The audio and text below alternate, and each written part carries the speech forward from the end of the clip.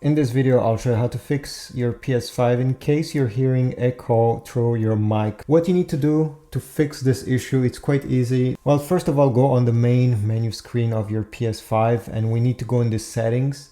At this point, I suggest you unplug your headset if it's plugged in, okay? Unplug your headset, then go in settings. Go down and select sound. Under microphone, click microphone. And here you have adjust microphone level. Over here, lower this to all the way towards the left side, okay? All the way to the left, and then we're gonna exit this setting, exit this, and now go ahead and plug your headset.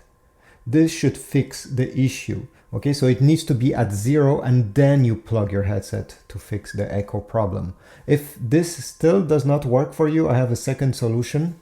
You still need to go in the sound option here in the settings, then go down and select volume. Usually if you have some headphones plugged in, over headphones here, it's the first option, it will not be grayed out like in my case, you'll be actually able to press on it. You'll need to lower the output. So if yours was all the way to the right side, lower it to the medium, okay? Bring this small dot in the middle to lower the volume of the headphones. If this doesn't work, lower it even more. And yeah, after you did this, you should stop having the echo sound every time you speak through the mic.